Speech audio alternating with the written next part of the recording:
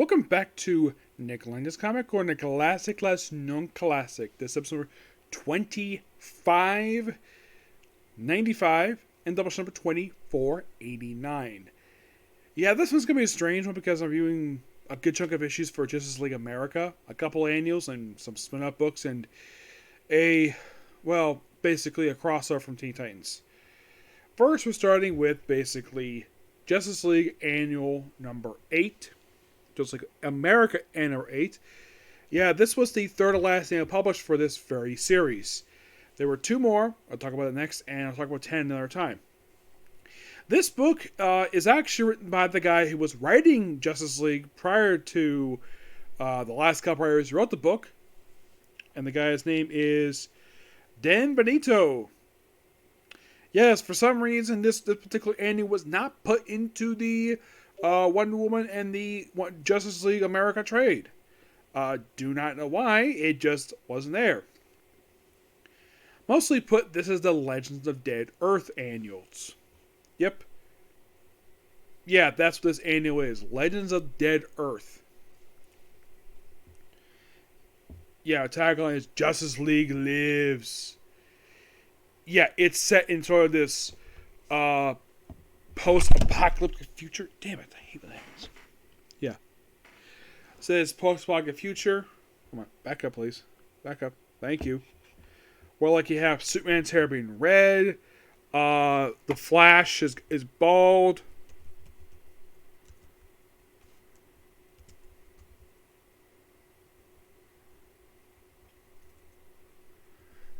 But there is a backup story. It's actually two stories in this one. Yep, two stories. The whole Legend of Death Earth thing, that's actually just the opening story. Yeah.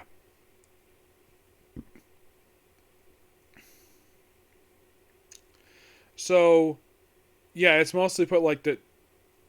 Basically, Felix Faust take over the world. Now, mostly put also we also have in this annual, we have Attack of the O Squad, just a basically another story for the Justice League in the book, kind of set in present day, but not really. We have single appearance by a Lobo in this book. Yep, a Lobo.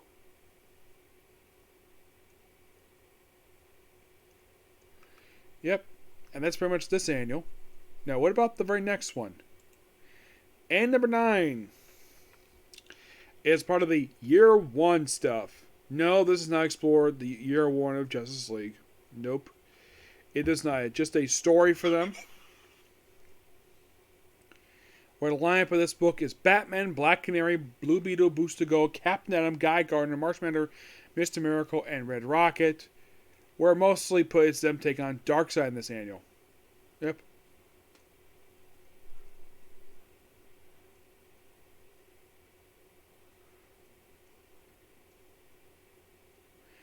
It's just retconning stuff that happened in issue 12 of the book. But the book has got good artwork. It's written by Gerald Jones. And here's your penciler. You're thinking, this name sounds very familiar. Isn't he a writer? Jeff Parker. Yep, Jeff Parker. A writer and artist. Yeah, most people know him for being the writing of Aquaman. He wrote a good chunk of books. He's from Oregon, believe it or not. He's wrote books like Aquaman took over from Jeff Johns. He did Convergence Aquaman, Convergence Shazam. He did the Future Quest book, which is really good. The guy is a really good writer. And this is one of his earliest books he's done in his career. But not necessarily his first book per se. First book he did was actually Wonder Woman Volume 2, number 86. Which came out roughly just I think like a year later. But onto the main book itself. Starting with, well, this is going to be kind of weird. I would start with issue 92, but that's not where I'm going to start there. First, we're going to start with Justice League International, Volume 2, Issue 67. Yes, this is part of a multi-issue story arc that features the debut, that leads into the debut of Triumph.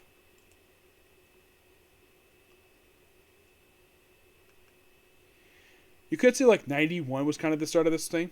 Mm-hmm. Yeah, 91 is kind of where the story starts. Ish. Yeah.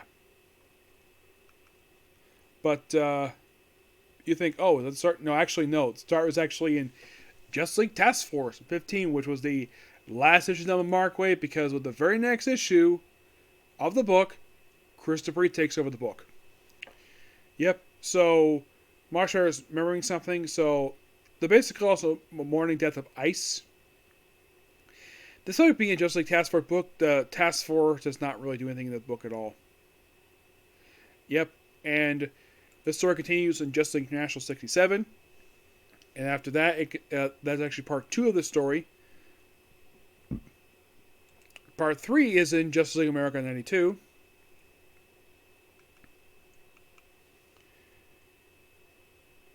And then pretty much basically it continues in the final issue of Justice League International, Volume 268, which is this actually is part 3 of the story of the, let's see,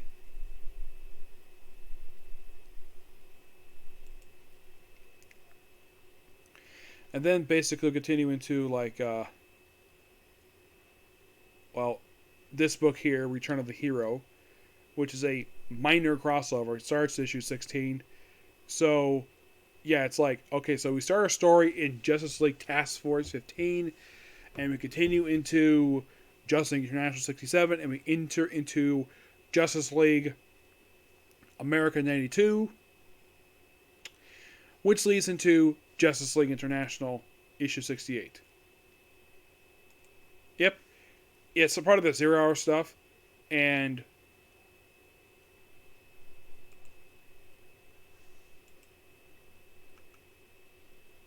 yeah, so it continues there, and it's kind of basically a very quick crossover. I think it concludes in, sadly put, this story also has the finale of Justice League International, like I mentioned. Yeah, so it starts in Task Force 16, and it goes into this book, and then it leads into Justice League 92. Actually, Justice League 92 is the part 1 of the story. Yeah, this is part 1. Part 2 is Justice League Task Force.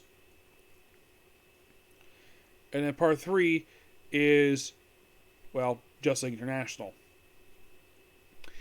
And this is simply put basically the Triumph return story arc.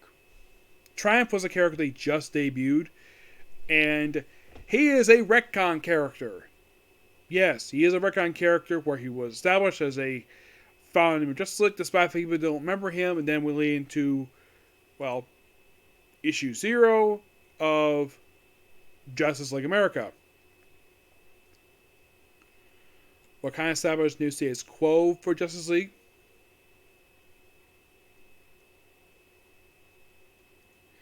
Yeah, and also, during the events of the previous run, the UN revokes the charter, but they get new headquarters anyway, so then they attempt to get new base operations under, having where Maxwell personally financed the team. And because of that, basically, also they had Obsidian and Nucleon from Infinity Inc. join the group. And of course, the members don't remember Infinity Incorporated for some reason. And then Wally West kind of evidently quits the team.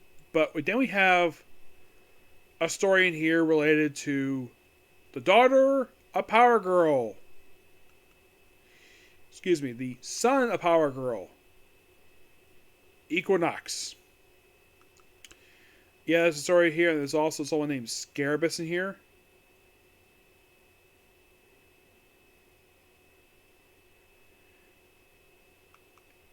Yeah. It's something due to DC decided to retcon that Power Girl was not from Earth 2, but for something related to Atlantis. And somebody might be thinking, did she appear in Aquaman because she's associated with Atlanteans? Nope. Never did. Not that I remember anyways, because Aquaman did his own thing. I don't think Peter did anything to it at all, because, yeah, they love the retcons. Also, I should point out, though, 92 of Justice League America was done by Christopher Priest, his sole issue he did for the series, because they're working on spin-off books. Excuse me. Then from issue 0 up until the final issue is done by, of all people, Gerald Jones. And he does pretty much the rest of this book. And they kind of have the debut of this group known as Arcadia. We have a Luso situation. Basically, they're kind of like the 90s going with the Royal Flash Gang. Yeah. And of course, we also have in 95 where, Nucleon goes today with fire.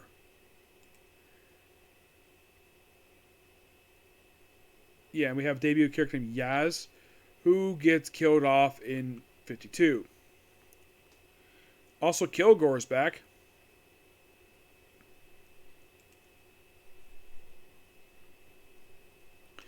Yeah, so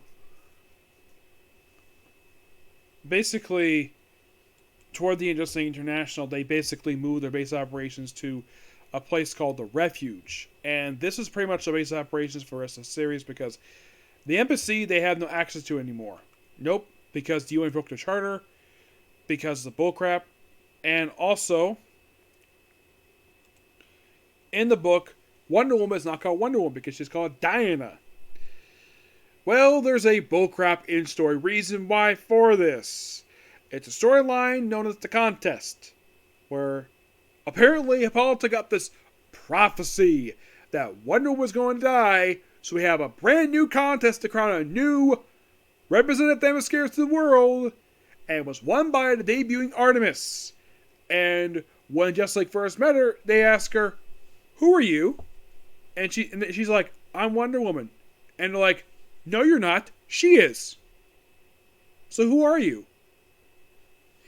Yeah, the Justice League refused to recognize her as Wonder Woman, despite the fact she had the title.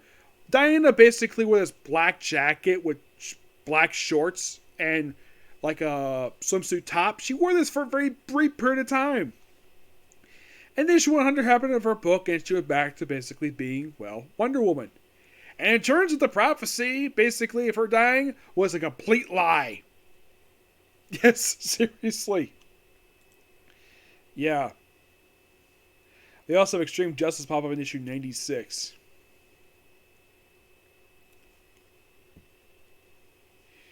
Yeah, as a guest star, because some members quit the team, so they spun off their own separate group. I probably will talk about Extreme Justice at some point, but yeah, they're basically, they spun off because of stuff related to happen in this book here, so yeah, they debuted issue 0. The last issue came out in, like, 1986.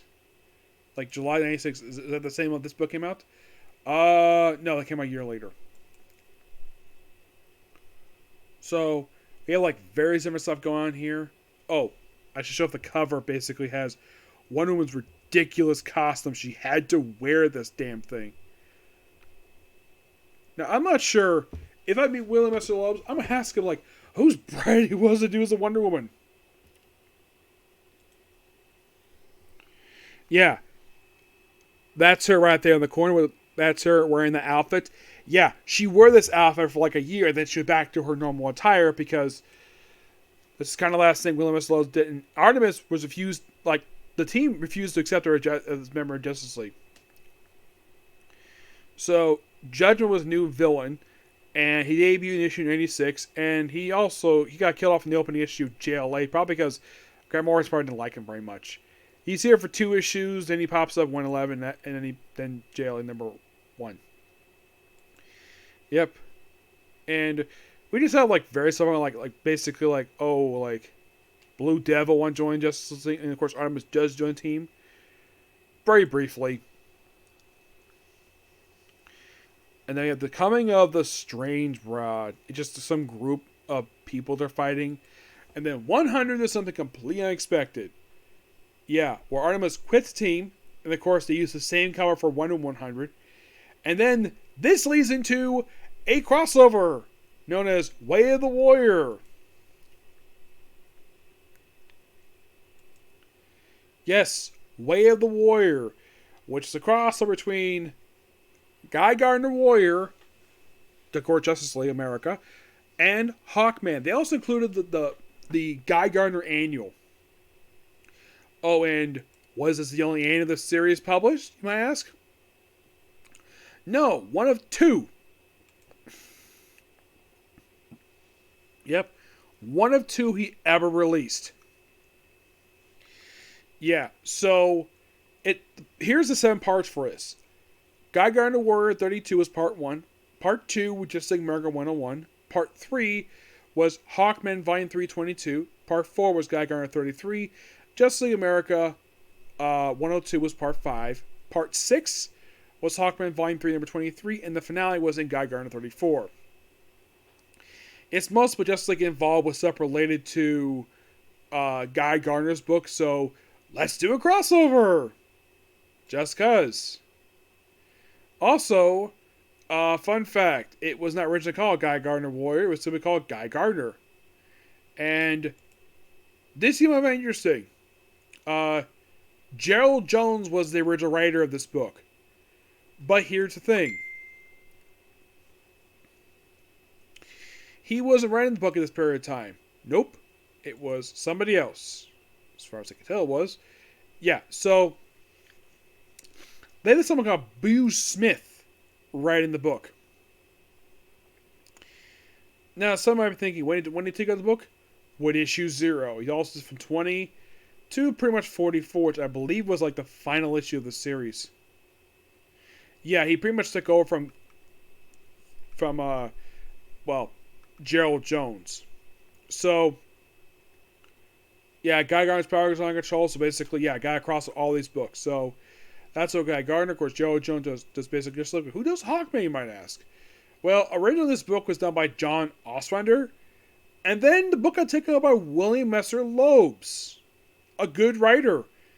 And I found the Hawkman issues to be the most interesting part to this whole story, because the Guy Gardner stuff was okay, but I found the Hawkman stories a lot more interesting. But it was a pretty interesting cross of what it was. It's like, you can say, oh, it's just Justice League just trying to stop Guy Gardner, who got out of control. Because Guy Gardner is a son of millions. That was something the book decided to do after originally he lost his Green Lantern powers and took up Sinestro's ring. Yeah, but yeah, up until like 102, I kind of stopped there because, well, I was going to stop 100, but then this crossover came up. Yep. It's a very interesting crossover, what it is. If you can find the issues, find them. Now, the first question I might be asking, are any of these issues in trade? Nope. Yeah, for some reason, DC has not released this stuff in trade yet. I don't know why, but they just haven't. But we're not done here just yet. Nope.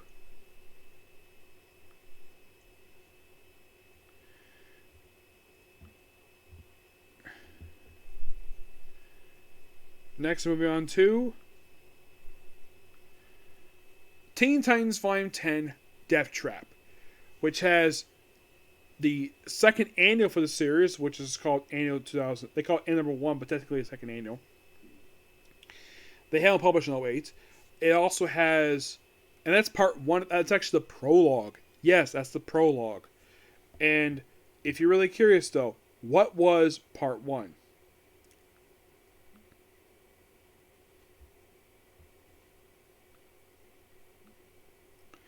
Part 1 was Titans, Volume 2, number 12.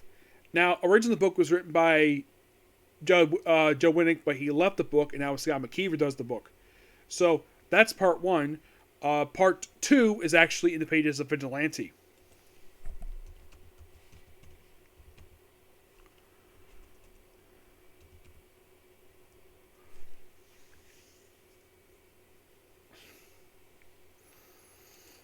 Yeah, though I should point out that the Vigilante is not Adrian Chase in the book. Oh no! So, let's see if we can find it here. Let's see.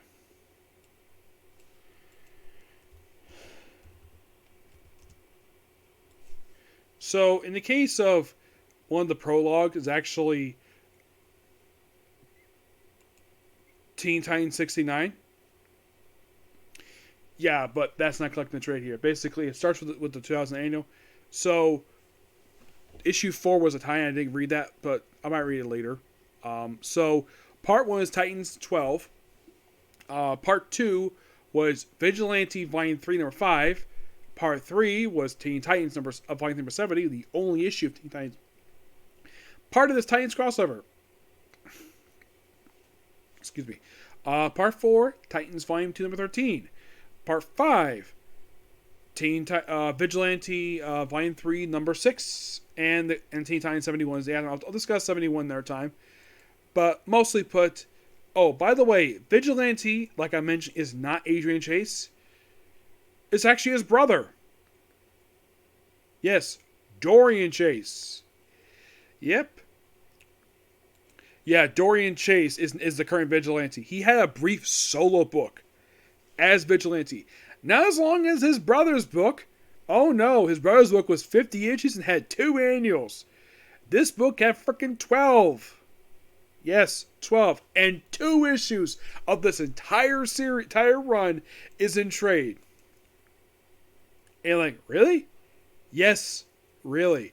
I might discuss Vigilante more another time, but yeah, so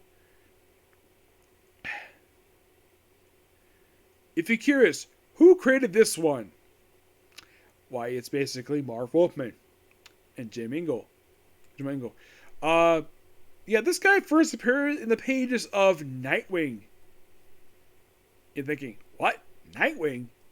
Yeah, Marv Wolfman had a run for Nightwing, so he created this character.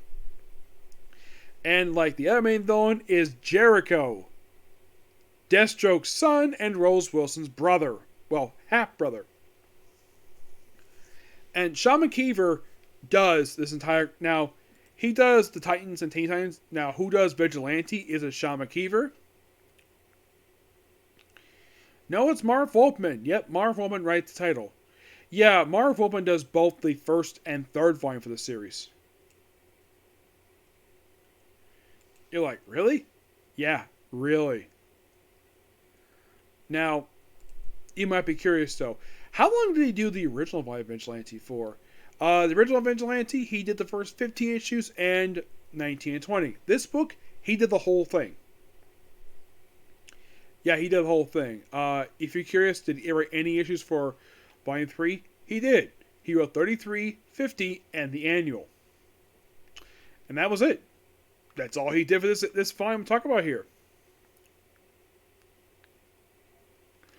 Yeah, so like basically like the Titans are being attacked. Now Titans is basically the Marvel Teen Titans book. It's basically Nightwing, Donna Troyer's Troya, Cyborg, Harper. I'm trying to make sure I get the members right. It's basically Beast Boy, Cyborg, Donna Troy, Wally West, Raven, Red Arrow. Surprisingly, Nightwing is not part of the story. Yeah, this might be a really big part of the story at all. We also have this supporting character appears named Captain Washington, who Marvel basically just brought back in as a cop. Yeah, and he appears in this crossover for a few issues, for at least for one part. It doesn't appear in the Teen Titans issues. Oh no. So, like, the story for this one is that Vigilante wants to kill Jericho because he's evil. So, he ends up fighting the Teen Titans as well, which Teen Titans had just added to the team Static Shock. And the prologue in the annual has Static Shock meeting Cyborg for the first time. I thought that was really cool. I gotta hand the Sean McKeever, Mark Wolfman. This was an excellent crossover. Like, wow. Who would have thunk that? Yeah. So, they're hunting. He's hunting the team. Jericho's being evil because of his powers, related to his eyes. And he does get defeated by the end of the story, but he does not get killed. Because Rose told Vigilante, do not kill him, because he's basically a brother. But then he disguises himself as a police officer. By the way, the police are told to stay out of this whole entire situation related to Deathtrap crossover. It's not because one cop wants to get involved, And he's told not to because the Titans told him, we'll handle this. This is our problem. Stay out of it. You can have the bad guy once we're done. And despite the fact that the guy there doesn't like it, and he's like, fine. Put all your disagreements on my desk in the morning. And Jericho gets defeated. He's still worried, like, oh, he killed the Titans? Nope, he really didn't. It's almost like this crossover was meant to be like a modern day follow-up to what happened in New Teen Titans number 2. Deathstroke is seeing this stuff, but he's not here. He's a hallucination. So a similar happened in New Teen Titans number 2, but not exactly. So he is defeated, hauled off, he's basically put in the paddy wagon, and then Vigilante comes in disguised as a cop, but here's the thing. He doesn't kill Jericho, he takes his eyes. Because apparently his eyes were screwing his head, and then, of course, basically, like, and he's blinded. Yeah, so, by the way, the mayor here is Mayor Hall. He's mentioned here, and so he's like an old acquaintance of the Teen Titans. I'm glad the fact they mentioned him here.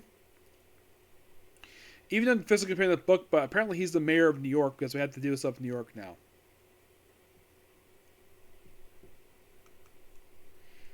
But yeah, this was a damn good story. Mm-hmm.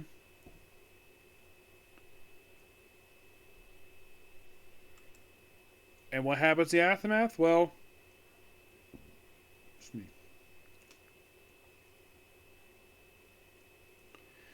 next comes basically stuff that leads into the Blackest Night stuff. That's what happens next. Yep. Oh, in case you're curious though, Sean McKeever, who was one of the writers of this book,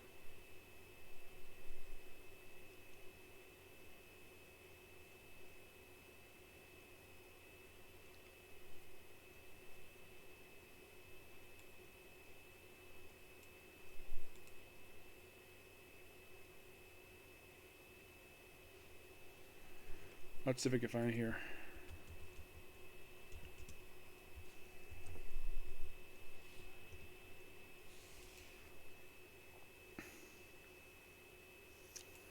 If you're curious, how long was his run? This storyline here was the end of his run. You're like, really? Yeah, this is the end of his era. He started with Titans of Tomorrow, and he wrapped up with this very storyline. You could say this storyline was kind of his exit from the series. Mm-hmm. Yeah, this was his exit. And something I'm thinking, okay, so who took over for him once his run wrapped up? Of course, he also did the second arc for Titans, which I've discussed already. So who takes over after he leaves? Well, actually, still in the book.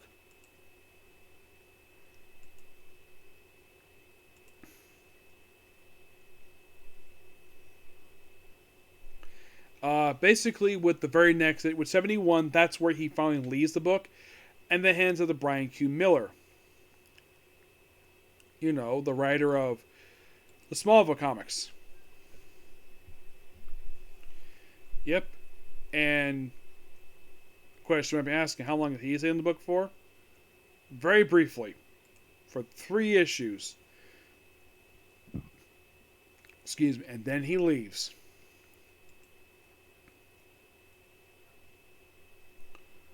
And then you have a brand new writer comes afterwards. Yep. But one thing I do like about this run is that pretty much just about almost the whole run is in trade, but not the entirety of it. There is a total number of, let's see, 2...